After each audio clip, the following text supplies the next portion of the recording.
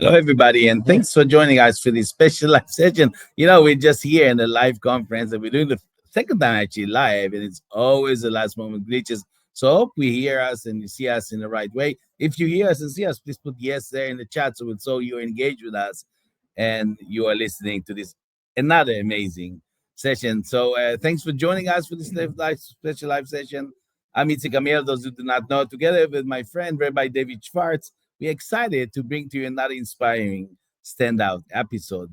This is actually a collaborative broadcast that brought to you by the ABA International Law Section and The Switch. And this series, David and I will interview international legal leaders out of the amazing community of the ABA International Law Section members and share with you new insights, ideas, stories, and strategies to inspire you and help you grow your professional practice, your career, and as we always said, even your life. So be there, be with us. You're invited. And hi, David. So great to be again with you. Actually, I'm pretending that I don't know. David's sitting next to me, and I'd love to see the hear the energies and to listen to your wise things. So, David, welcome. It's great to be here. Itzik, and people will notice that my microphone looks like it's on mute, but that's because we're literally sitting right next to each other, and so we don't want any microphones to pick up the wrong voice. So we got Itzik's microphone is going to be on and cover all three of us. So we're really excited about this month's episode. So Itzik, it's great to be with you. And it's great to do it again, actually, this special edition from the ABA International Annual Conference here in New York City. And we are excited to share that video. And hopefully, we're just going to improve every time we're doing it. So, here's a surprise question to you, David. As you know, you're always ready for it. Because this episode, can you share with us in short an example of a compassion from your professional or personal life?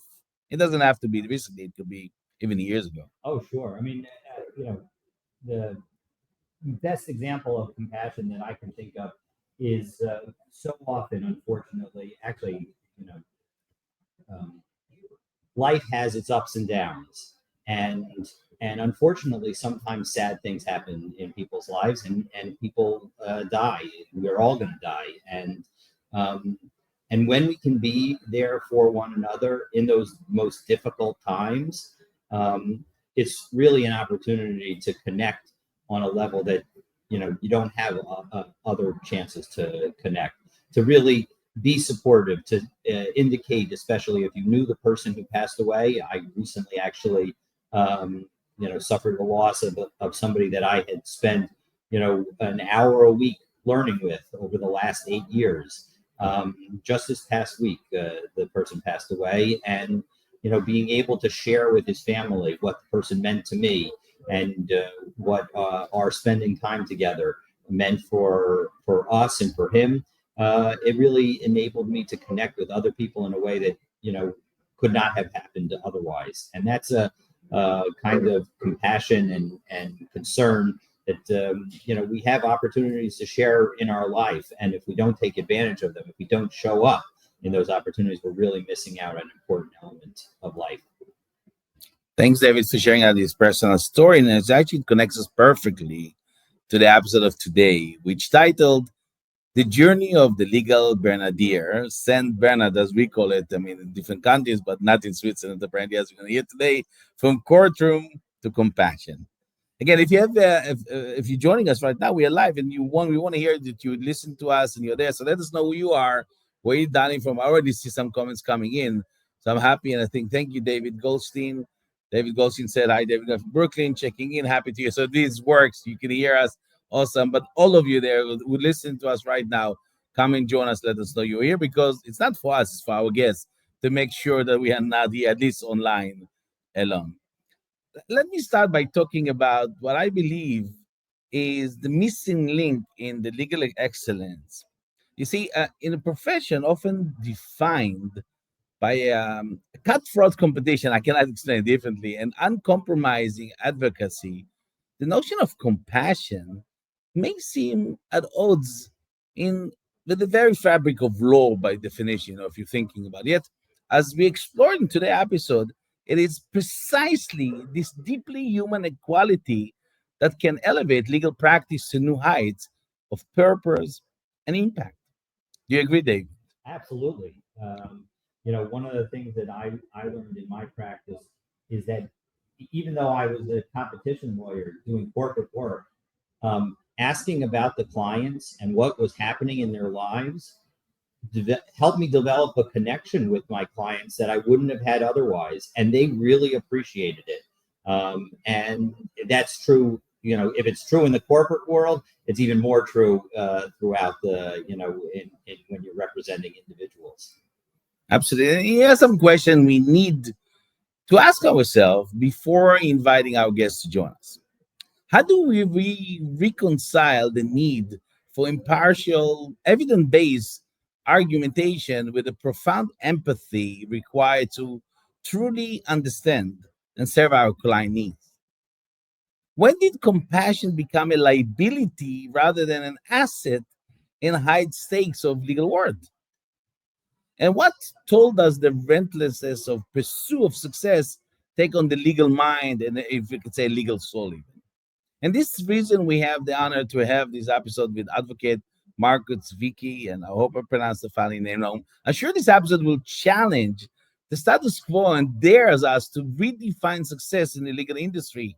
And as our guest tried to help us, our guest has done just that, transforming himself from a traditional trial lawyer into a legal Saint Bernard, as we said, a beacon of hope and healing for the most vulnerable people. And I want you to prepare to have your assumption tested about this matter and your perspective broadened in this thought-provoking exploration of compassion role in modern law.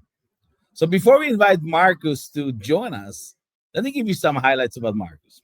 Are you ready for that? And that's short today because he's sitting next to me and I want to embarrass him. So the career spanning over 3 decades, Dr. Markus Zwicky is a partner of Zwicky and Partner in Zug in Switzerland. He's a specialist in corporate and private client law with a focus on marriage and inheritance law. And he holds a doctorate in law from the University of Zurich, and he is a certified specialist in inheritance law.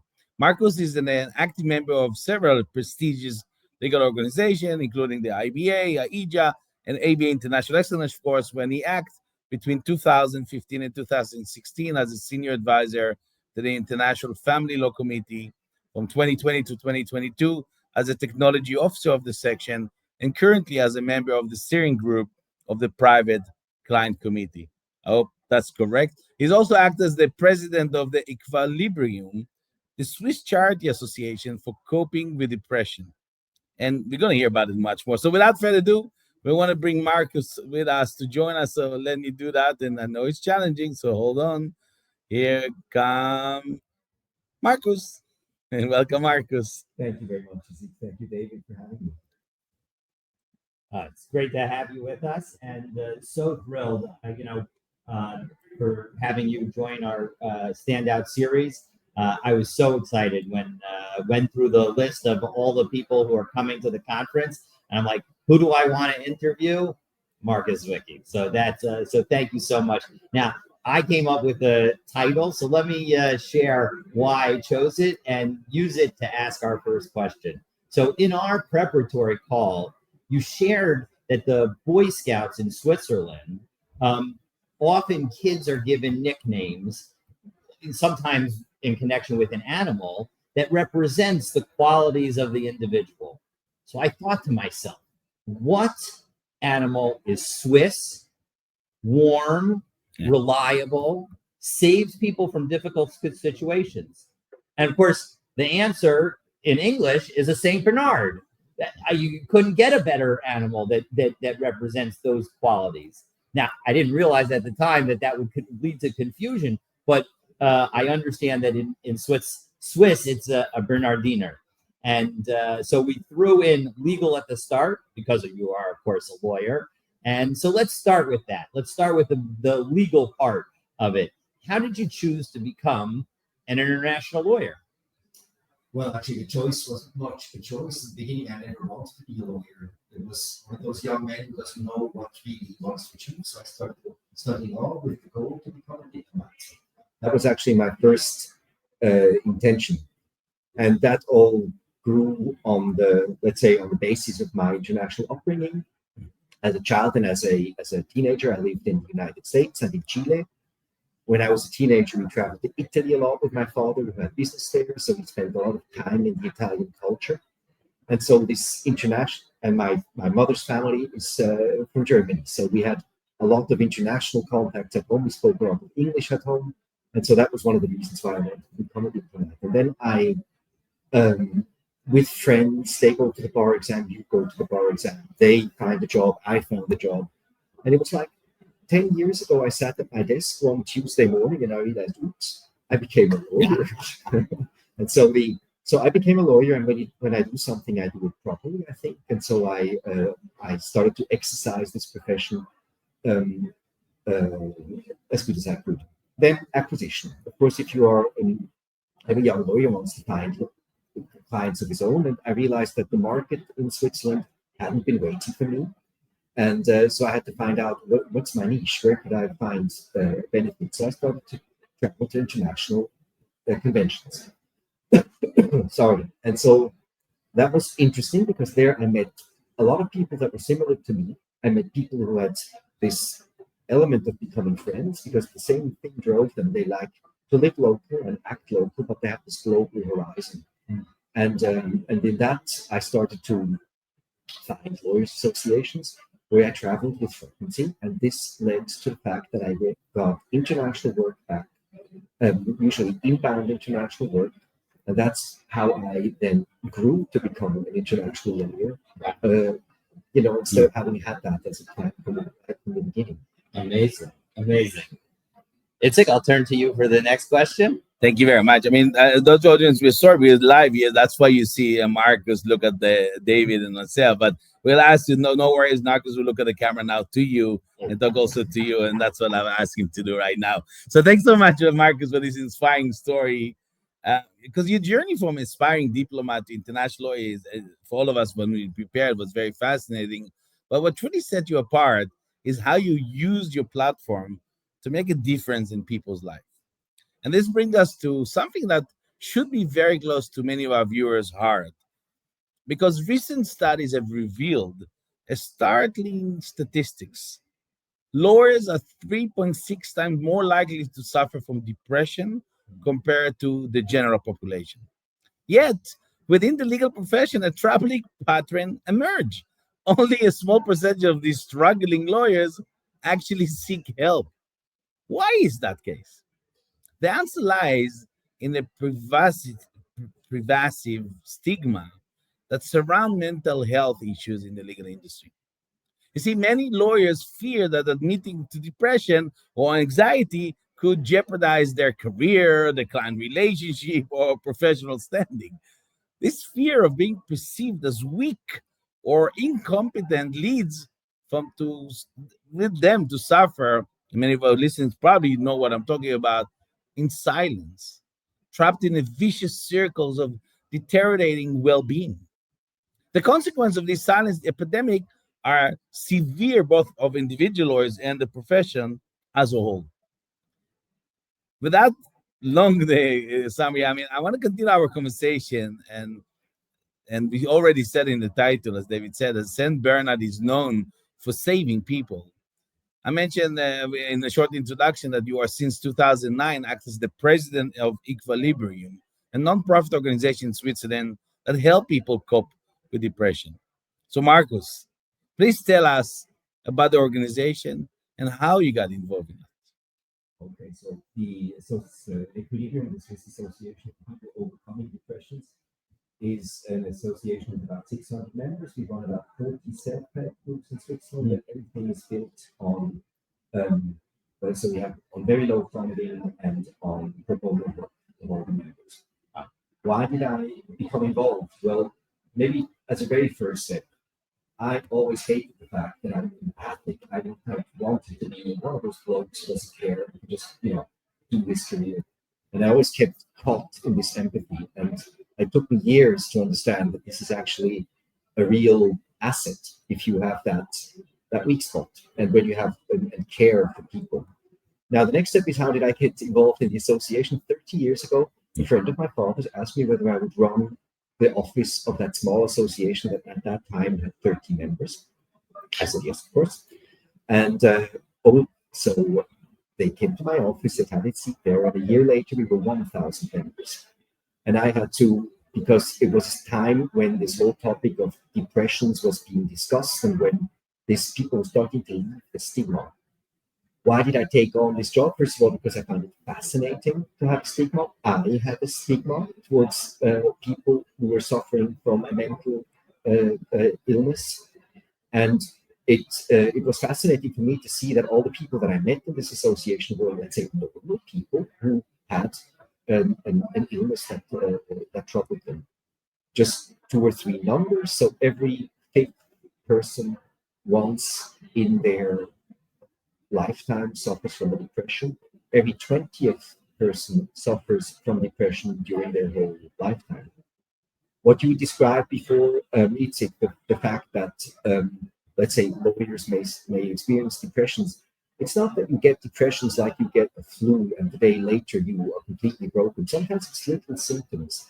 It's their elements of a loss of joy, you're working too much or hardly anymore, things that gave you pleasure don't give you pleasure anymore, you're exhausted, and there are these little elements that actually should be warning signs that actually should be dealt with in a communication with your fellow partners or associates or with secretaries that you talk about. That don't feel well.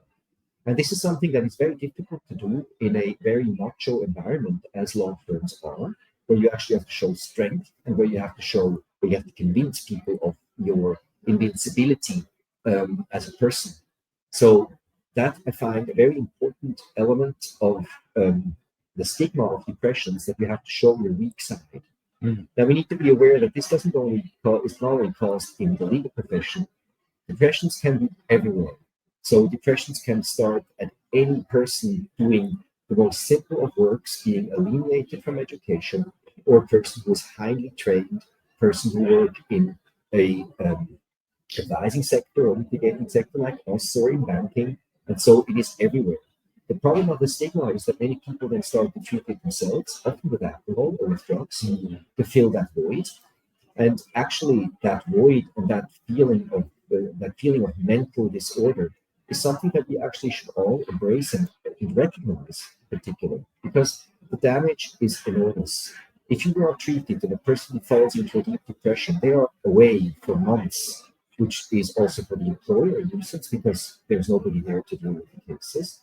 And the person suffers also a great problem at home and in their personal surrounding, because many people just don't want to talk about it anymore. So if you have a family member who has depressions, you think, yeah, let's listen to that for a certain while. But then after this has grown out, after a year or 2, when then this person comes back to the family and says, oh, actually, I'm not feeling very well, the whole family secretly thinks, oh my God, there we go again. And so it is very important to have possibilities like our association with those self-help groups to have a place, a neutral place where you can address these things, where you can also, let's say, exchange your views. And this is what this association was created for. Now, of course, this means a lot of work. So it is, for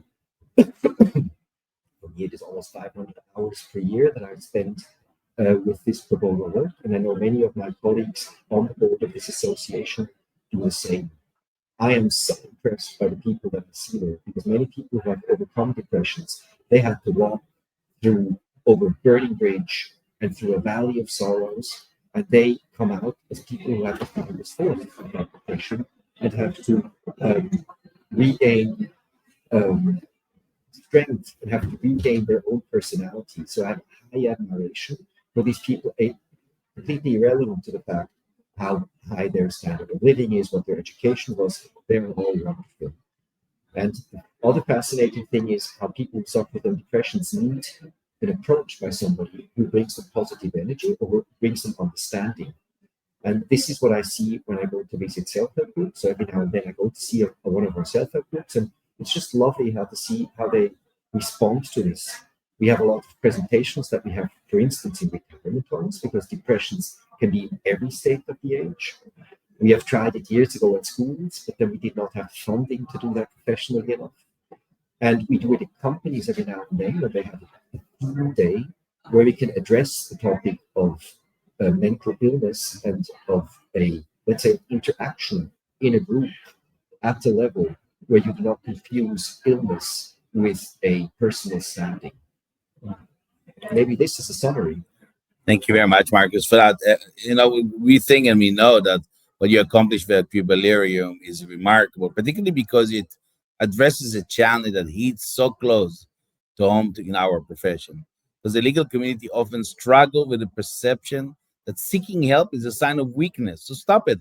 Your work is helping to charge to charge to change the narrative. I think that's why it's so important to everybody to hear it again and again and again. And if you're joining our time, we are live, and it's great that you're here with us. Let us know who you are. We're down if you want to see more people coming in.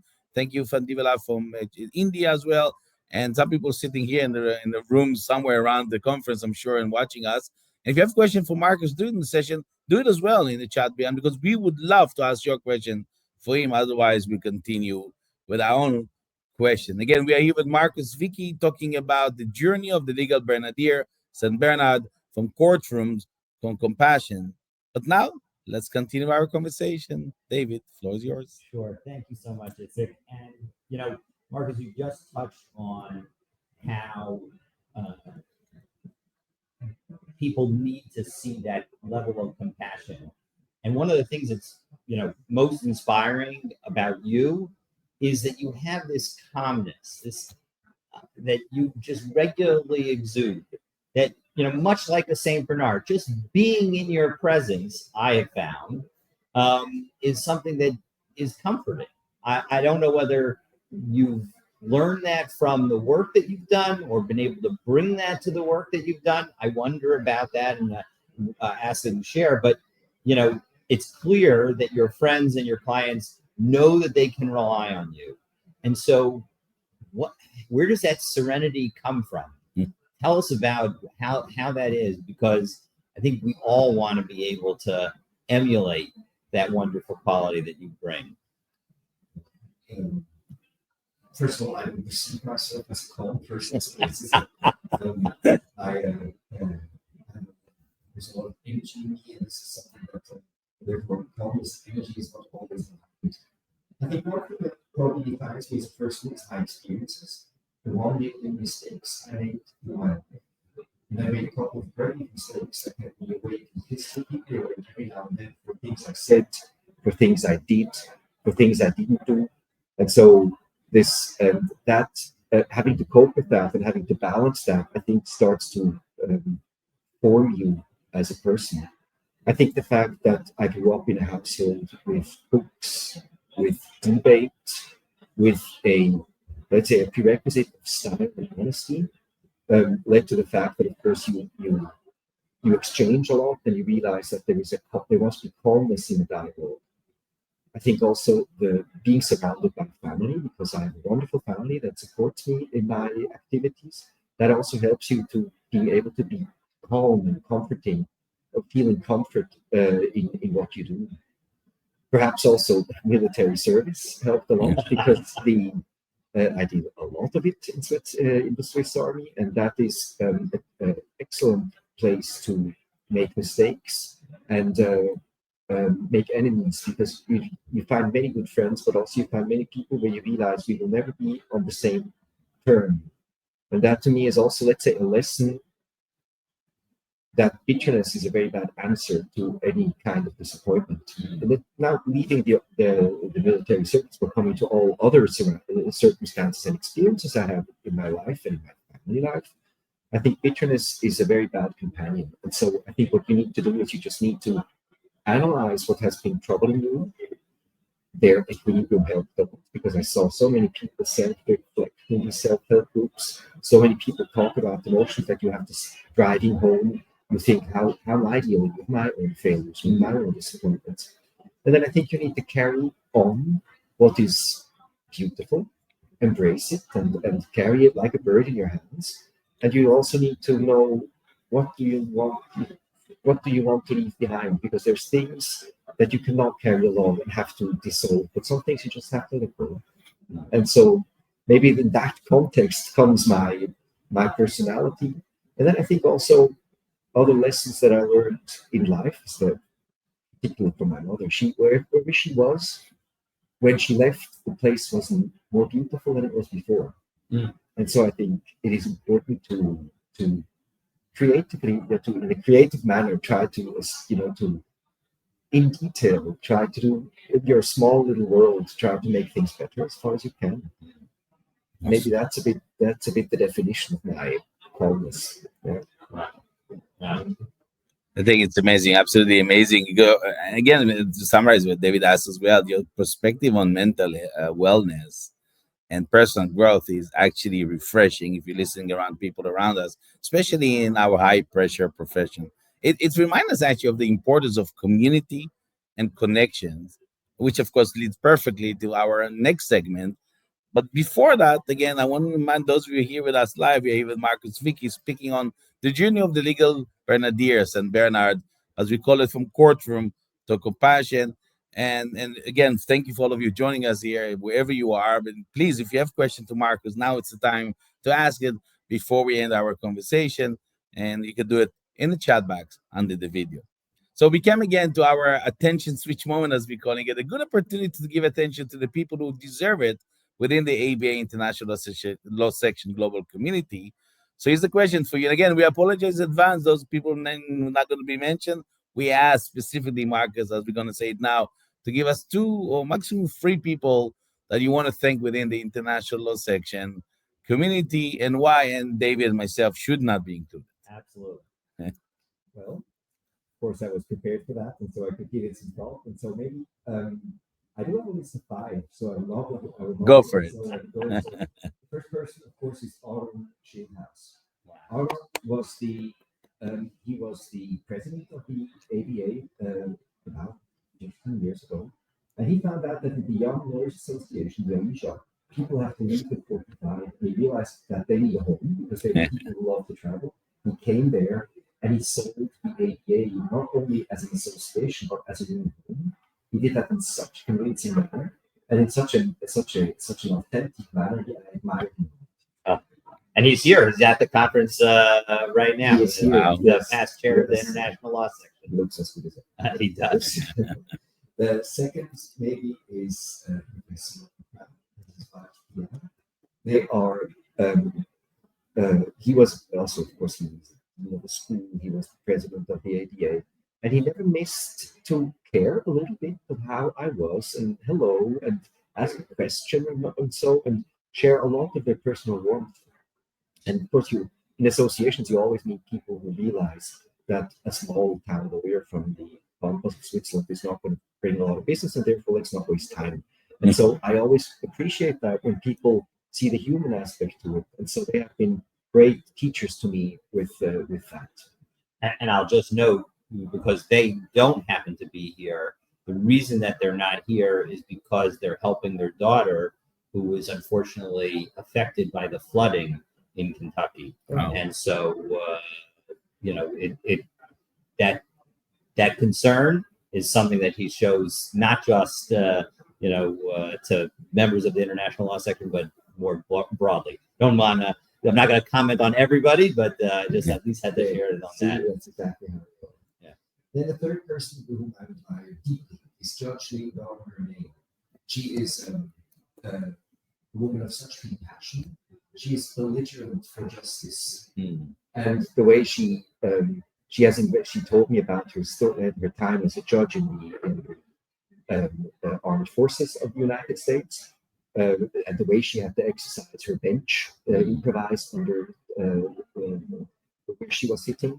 The way at the very end now she was a judge in the Marshall Islands, where she had to, where electricity and a running faucet was already let's say an achievement.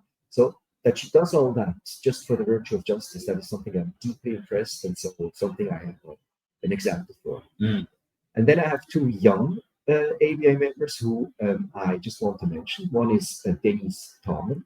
She is a wonderful, with her brightness and her wit and her high principles.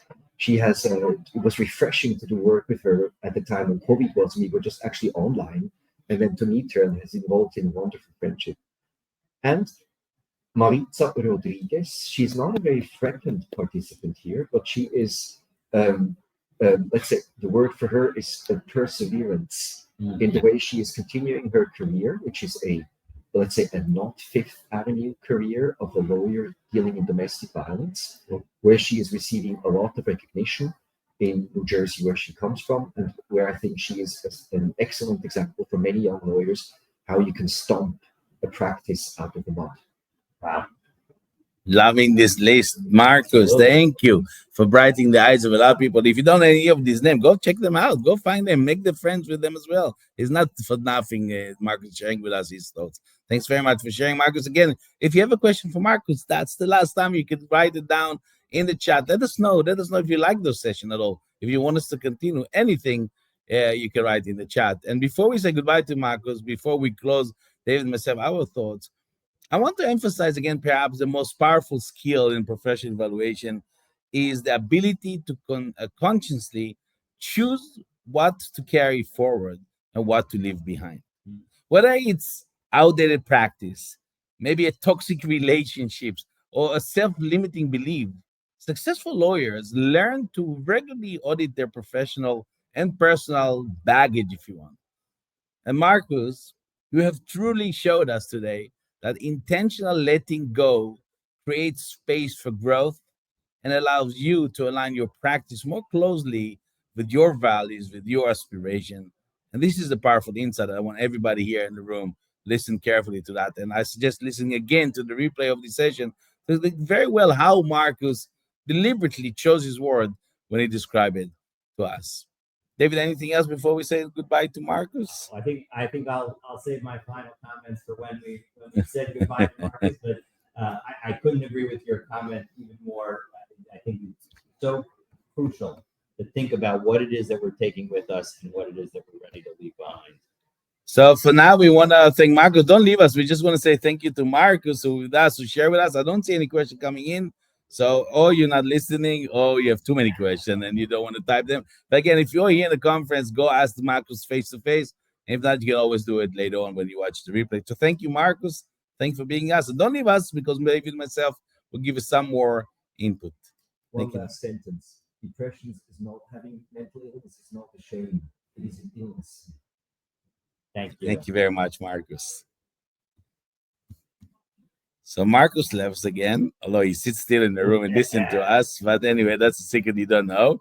So David, what do you think? What do you feel? Oh, well, I got a couple of things that I'm taking away. First of all, the fact that Markus is, ready to learn and always reading, just such an impressive quality to bring to his work. And so as a result, he's always ready to strengthen the various characteristics that he has so that he'll become a better lawyer. Tomorrow he's going to be a better lawyer than he is today, and he's a better lawyer than he was yesterday, and that will continue, for many, many more years. He should be well in good health. So, that is something that is incredibly impressive and came across through his answers. The fact that he invests so much time in something that is both personal, but is truly caring and compassion to others is really inspiring. That somebody would think about others before they're thinking about themselves, and to really spend that kind of time making sure that others are cared for, it's truly inspiring. And I hope that everybody watching, and not just now, but also on the recording, will really be able to take away that inspiration and find, it doesn't have to be for those who are suffering with mental illness. It could be any of a variety of other things, but you should find within your life the people that you want to share your compassion and your concern with. And if you do that, you'll have a much more fulfilling life. And then everybody saw it. I mean, you can't hear Markus and not recognize the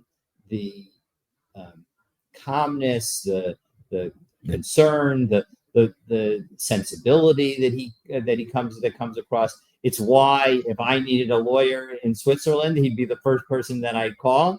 And I think, to me, that's the qualities of a great friend. And it's why, again, when I went through the name list of all the people that are here at the International Law Section Annual Conference and had to say, who should we interview live? I was like, Markus Zwicky is the name for me. So those are some of my thoughts. What about you, Itzik?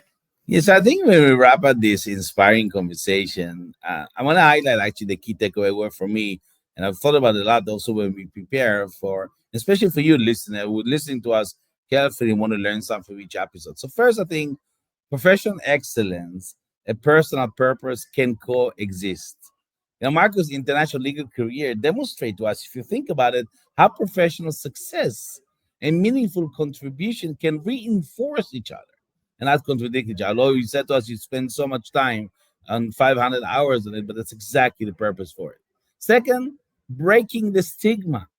It's about time to have the courage to address mental health openly in legal profession, not just on stages. Really deal with it because each one of us, including me, including everybody, said have depression. It's part of life, and do not forget the importance of creating safe spaces for lawyers to seek help. Number three, action step for listeners that I want you to really take care of what they are. For individual lawyers who listen to us right now, practice self awareness and regular mental health checking. Don't hesitate really to check, to seek for help and check on yourself. It's sign of strength, not weakness. As Marcus said it again and again, I will just want to repeat it. Build meaningful connection within and outside the community, and especially in the ABA International Law Section. And those law firm leaders who listen to us right now, create supportive environment that really legitimize mental health discussions. Implement wellness program, resources, whatever it is, foster mentoring opportunities that go beyond everything we've discussed. And not to forget the last point, number four, the power of giving back. As we learned from Marcus, consider how your legal skills can serve broader community needs. Look for opportunities to make a difference, just as Marcus has with the equilibrium. It's not coincidental that friend of the father asked him. This is the reason behind everything you do in life, right? So again, I know that Marcus left us, but I want to say it again with behalf of David and myself. Thank you, Marcus, for showing us that being a successful lawyer isn't just about winning cases. It's about saving lives, sometimes in a way we never expected. We all need to remember, like at St. Bernard in the Swiss Alps, you too can be a beacon of hope and help to others while building a meaningful legal career. So now, friends, it's your time to take action. I hope you got inspired a little bit to take something meaningful to your practice, to law life, the big why that you need to have. We have been here with Markus Zwicky. He is a top inheritance and estate planning lawyer, as we heard. For me as a tax lawyer, of course, I'm not Zug in Switzerland, but you should know where it is. If you make your wealth and success in your life, you better know where it is. And a wonderful member, of course, of supporter of the ABA International Law Section. And David, again, it's an opportunity to have the opportunity to tell you personally, face to face, because he sits next to me while being in the same room.